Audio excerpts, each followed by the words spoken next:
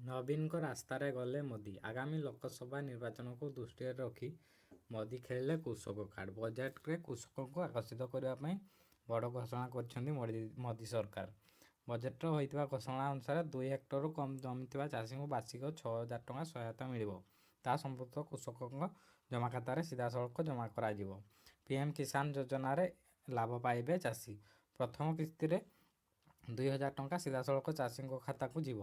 3ଟି କିସ୍ତିରେ ଏହି ଟଙ୍କା ଯୋଗାଇ ଦିଆଯିବ। ପିଛିଲା ଭାବେ ଏହି ବ୍ୟବସ୍ଥା 2018 ଡିସେମ୍ବର 1 ତାରିଖରୁ ଲାଗୁ ହେବ। ଏଥିରେ ମୋଟ 12 କୋଟି କୃଷକ ଉପକୃତ ହେବେ। କୃଷକଙ୍କୁ ଖୁସି କରିବା ପାଇଁ ନବୀନ କାଳିଆ ଯୋଜନା ପରି ମୋଦି ସରକାର ବଜେଟରେ ଘୋଷଣା କରିଛନ୍ତି ବୋଲି ଚର୍ଚ୍ଚା ହେଉଛି। କାରଣ କୃଷକଙ୍କ ପାଇଁ କିଛି ଏପରି ଯୋଜନା କରିବା ପୂର୍ବରୁ ନବୀନ ସରକାର ତାଙ୍କ ରାଜ୍ୟରେ କୃଷକଙ୍କ ପାଇଁ ଏପରି ଯୋଜନାର ଶୁଭାରମ୍ଭ କରିସାରିଛନ୍ତି। ଓଡ଼ିଶାରେ ଏପରି ଯୋଜନାର ଆରମ୍ଭ ହୋଇସାରିଛି। ଆଉ ଲୋକଙ୍କ ପାଖରେ ଏବେ ଟଙ୍କା ମଧ୍ୟ ପହଞ୍ଚି ସାରିଲାଣି। ନବୀନ ସରକାର କାଳିଆ ଯୋଜନା ମାଧ୍ୟମରେ ପ୍ରଥମ ପର୍ଯ୍ୟାୟରେ 12 ଲକ୍ଷ ଚାଷୀଙ୍କ ଆକାଉଣ୍ଟକୁ ଟଙ୍କା ପଠାଇ ସାରିଛନ୍ତି। ନବୀନ ସରକାରଙ୍କ ଏହି ଯୋଜନାର ଲକ୍ଷ୍ୟ ଥିଲା 30 ଲକ୍ଷରୁ ଅଧିକ କ୍ଷୁଦ୍ର ଓ ନାମମାତ୍ର ଚାଷୀ କିପରି ଉପକୃତ ହେବେ।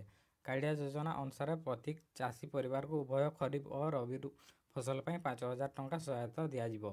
ଭୂମିହୀନ ଚାଷୀଙ୍କୁ ଆର୍ଥିକ ସହାୟତା ସହ ବୀମା ସୁରକ୍ଷା, ବିନା ସୁଧରେ ଫସଲ ଋଣ ଯୋଗାଇ ଦିଆଯିବ। ପୂର୍ବରୁ କୃଷି ସଙ୍କଟ ଓ କୃଷକଙ୍କ ଅସୁବିଧା ମୁଦ୍ଦାରେ ଲଗାତାର ମୋଦି ସରକାର ବିରୋଧରେ ଟାର୍ଗେଟରେ ରହୁଥିଲେ। ମୋଦି ସରକାର ଦେଶର ମେରୁଦଣ୍ଡ କୁହାଯାଉଥିବା କୃଷକଙ୍କ ପାଇଁ କିଛି କରୁନାହାନ୍ତି ବୋଲି ବାରମ୍ବାର ସମାଲୋଚନାର ଶିକାର ହେଉଥିଲେ। ଆଉ ଏହାକୁ ଦୃଷ୍ଟିରେ ରଖି ମୋଦି ସରକାର ଶେଷ ବଜେଟରେ କୃଷକଙ୍କ ପାଇଁ ବଡ଼ ଘୋଷଣା କରିଛନ୍ତି। ସୂଚନାଯୋଗ୍ୟ ଯେ ହିନ୍ଦୀ ବେଲ୍ଟ 3 ପ୍ରମୁଖ ରାଜ୍ୟ ବିଜେପି ହାତରୁ ଖସିଗଲା। ଆଉ ଲୋକସଭା ନିର୍ବାଚନ ଦୃଷ୍ଟିରୁ ବିଜେପିକୁ ଶକ୍ତ ଧକ୍କା ଦେଇଥିଲା। ରାଜସ୍ଥାନ, ମଧ୍ୟପ୍ରଦେଶ ଓ ଛତିଶଗଡ଼ରେ ବିଜେପିକୁ ଶକ୍ତ ଧକ୍କା ଦେଇ କଂଗ୍ରେସ ବାଜିମାତ କରିଥିଲା।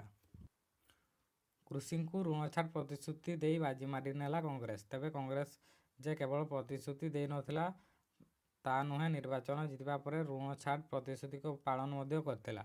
ଦିନେ ବିଜେପି ସତ୍ତାରୂଢ଼ ରାଜ୍ୟରେ କାମ କଲାନି ମୋଦି ଲେହେର। ଏସବୁ ପରେ ମୋଦି ସରକାର ଆଗାମୀ ନିର୍ବାଚନ ପାଇଁ ଖେଳିଛନ୍ତି କୃଷକ କାର୍ଡ।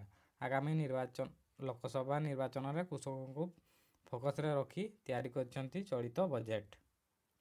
ସୂଚନାଯୋଗ୍ୟ, ନବୀନ ସରକାର କାଳିଆ ଯୋଜନା ପରି ମୋଦି ସରକାର ଚଳିତ ବଜେଟରେ ଘୋଷଣା ଅନୁସାରେ କୃଷକଙ୍କ ଆକାଉଣ୍ଟକୁ ସିଧାସଳଖ ଟଙ୍କା ଯିବ। ତେବେ ଏପରି କିଛି ସ୍କିମ୍ ଦେଶର କିଛି ରାଜ୍ୟରେ ପୂର୍ବରୁ ଚାଲୁଅଛି। ତେଲେଙ୍ଗାନା ଚନ୍ଦ୍ରଶେଖର ରାଓ ସରକାର ରାୟତୁ ବନ୍ଧୁ ଯୋଜନାରେ କୃଷିରେ ନିବେଶ, ଖାଦ, ବିହନ, କୀଟନାଶକ ଆଦି ସହାୟତା ଯୋଗାଇ ଦେବା ପାଇଁ 4,000 ପ୍ରତି ଏକର ପ୍ରଦାନ କରୁଛନ୍ତି। ସେପରି ଝାଡ଼ଖଣ୍ଡ ସରକାର ଚଳିତ ବିତ୍ତ ବର୍ଷରେ 23 ଲକ୍ଷ ମଧ୍ୟମ ଓ ସୀମାନ୍ତ କୃଷକଙ୍କୁ ପ୍ରତି ମାସରେ 5,000 ଟଙ୍କା ପ୍ରଦାନ କରୁଛନ୍ତି। ପଶ୍ଚିମବଙ୍ଗ ସରକାର ମଧ୍ୟ କୃଷକଙ୍କ ପାଇଁ ଏପରି କିଛି ଯୋଜନା କରିଛନ୍ତି।